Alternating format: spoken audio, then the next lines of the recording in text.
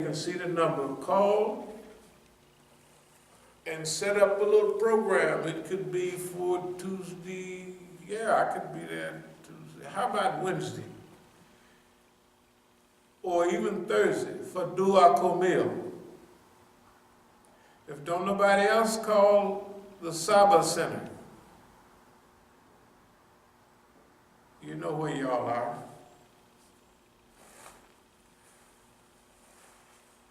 We're not going to talk about some of the little funny stuff been going on. We're going to be talking, I want to talk to you because of our history and the history that we have here in America. Now, I've said this at programs many times. They're showing you right now Dr. King, the black struggle, and all of that, but you know what? And I've told y'all this many times at conferences. The people that last the longest under open hostility in the United States was the Iranian community following Imam Khomeini. Because if the struggle started here in 1963, Freedom Riders, 61, 62 Freedom Riders. Let's say what was happening in America by 1971 or 72. Movement was finished. Movement was finished. Oh, they had some black nationalist conference. It was all hairspray. It was all people looking black and talking black. People were joining the systems. They wasn't fighting the system no more. We're going to change from inside the system. Let's see how many of them changed the system from working inside. We didn't have black ambassadors in the UN. Shoot, we didn't have 50,000 mayors, senators.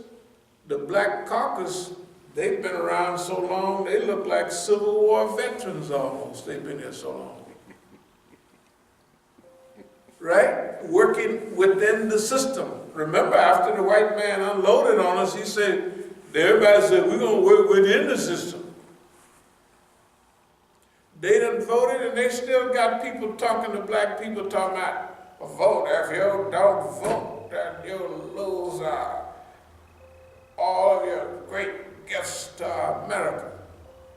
It don't make no difference who you vote in, a Democrat or a Republican. Does anything change for the people? Absolutely not. They just had a black attorney general a few months back, right? Yeah.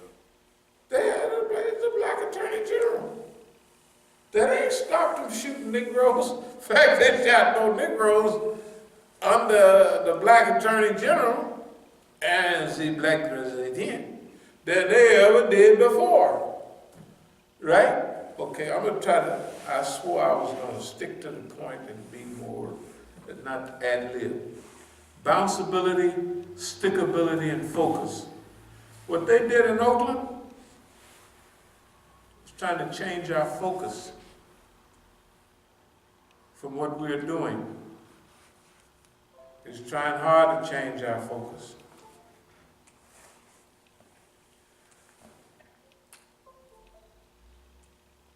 But we've always talked about the great vision that we have for America. And so now I might as well start with that, and then I'll get into what we're really trying to do. But we're going to need a lot of funds now. Let me explain to you what we mean by funds. We need, our goal, if you remember 2 weeks ago, was to rise to the level of a medium-sized country like Mexico.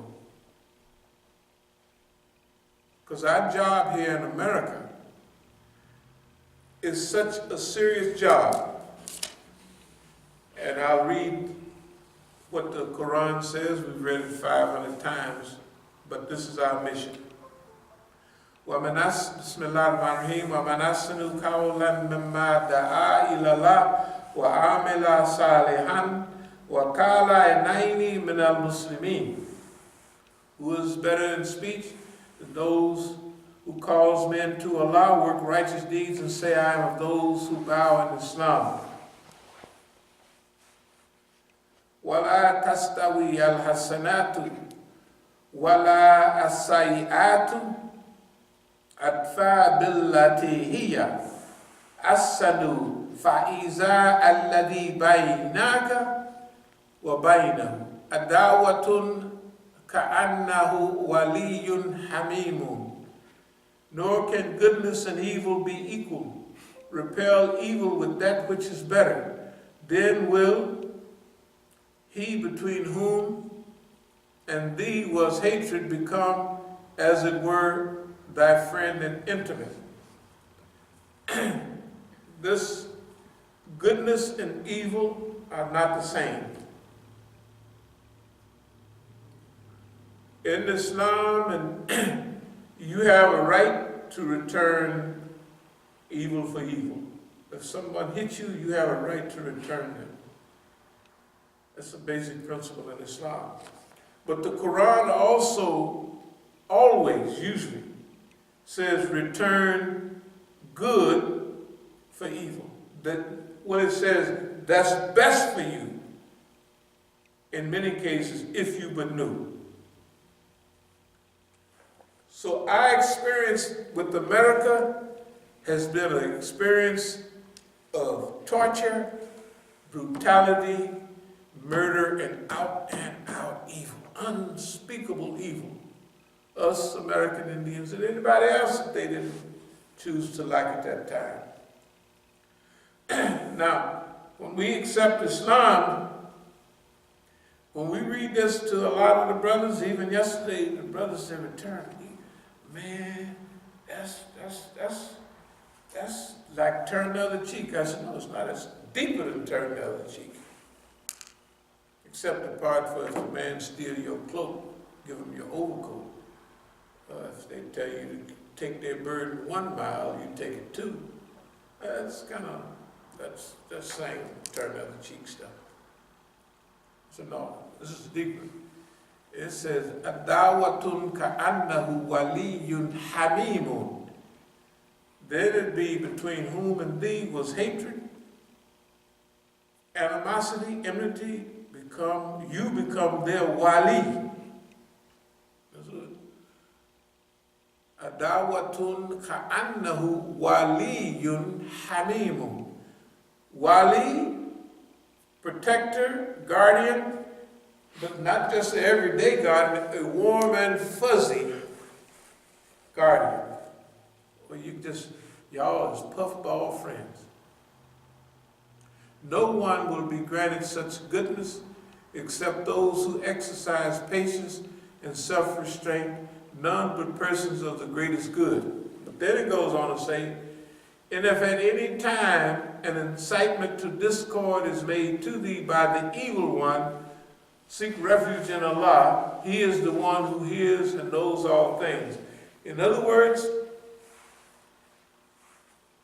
we're in America. We just talked about opiates. We talked about all the things that's going wrong in America.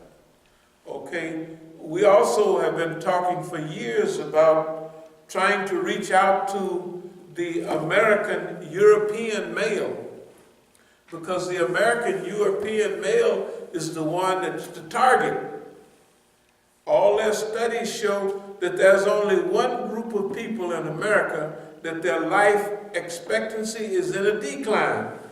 It's white males from 25 to about 50.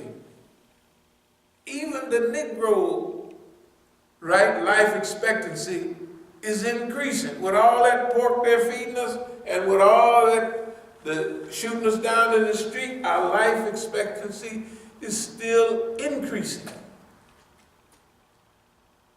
But the white man that owns all of those guns, that before felt like he was a part of America, right? Remember that?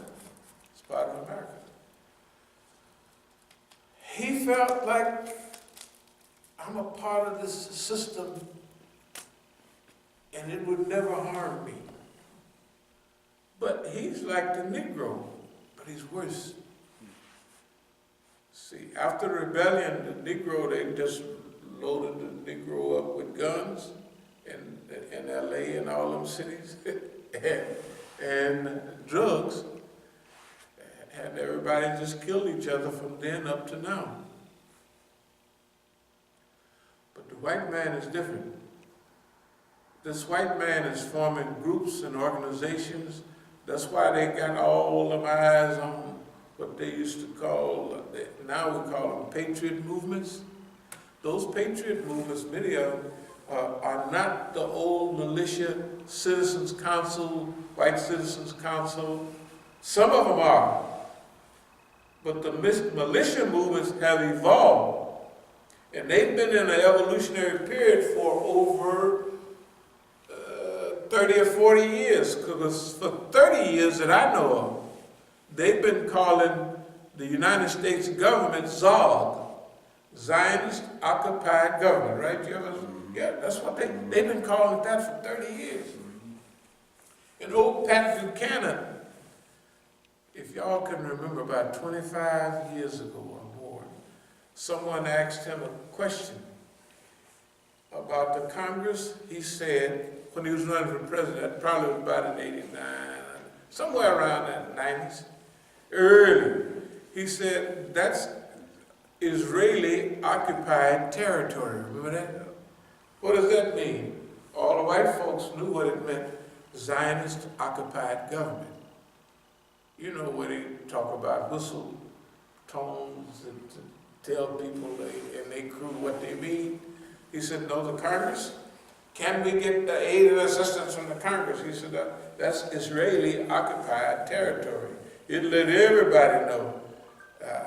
From right away, I said, well, bro, Pat, you got a few hang-ups here and there, but, you know, we can work things out. As long as you know that, all your other flaws, and then here's the other thing. If y'all remember all them conspiracy books I had, I still have some of them over to all the Trail of the Serpent and 13th Tribe. You know, all of that came from white folks.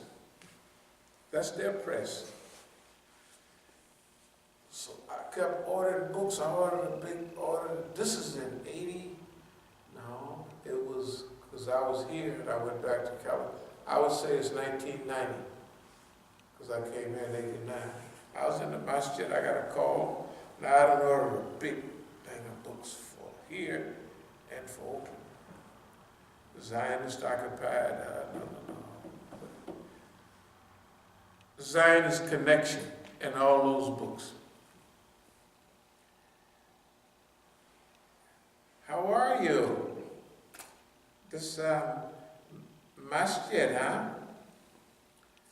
Said, you know, I don't know if y'all know Zaid in California that do all the oil. Think he got super rich. I got a book from him.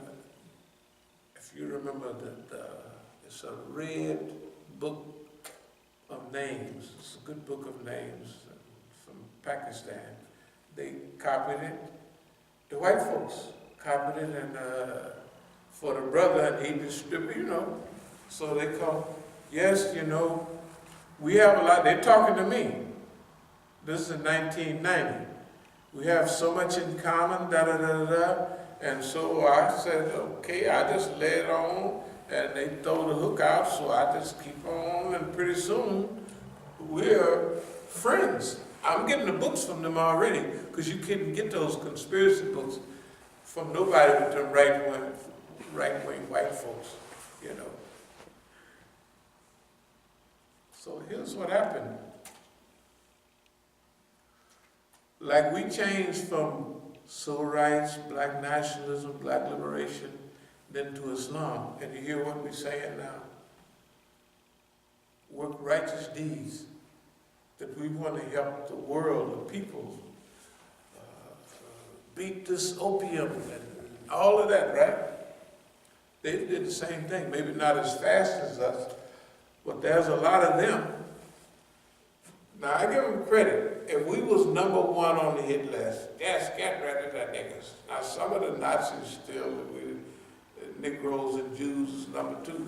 But if they didn't put us down to #4 on the list, it's okay.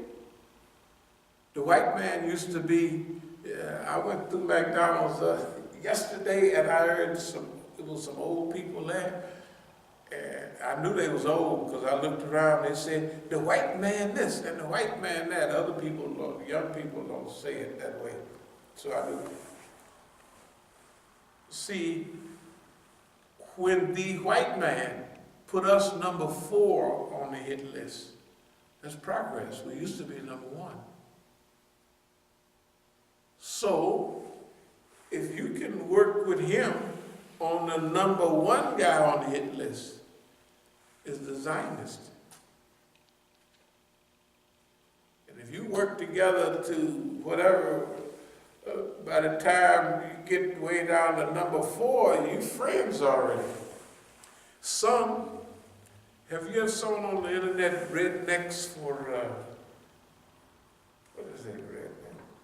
The Patriot Movement rednecks for I've heard of it. Yeah, they the nicest guy, they for justice and, you know, these is rednecks for all of this stuff. And they got all their guns, but they're for justice and liberty, and it ain't no anti-Negro, anti-American Indian, nothing. So that's progress. Now, I said I wasn't gonna ad-lib and go into all of this, but it's kind of hard. So in making this new world, right now, what we're doing right now, today, we're changing the dynamics of the battle. You have to look at what we're doing.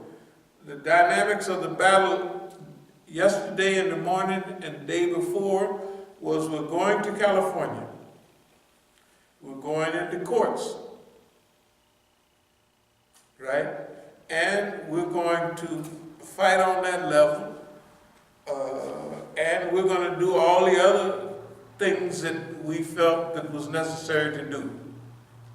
Right? That's what we was going to do yesterday. And remember, we've always talked about Stalingrad to Oakland. Go on the internet and look up Stalingrad. And they got a lot of war videos on Stalingrad. They got one that's about a half hour, 45 minutes on investigating Stalingrad. That means they investigated why did the Germans lose, why did they this, why they did that. And look that up and see what happens. #1, it was a turning point. So what we're talking about is a plan.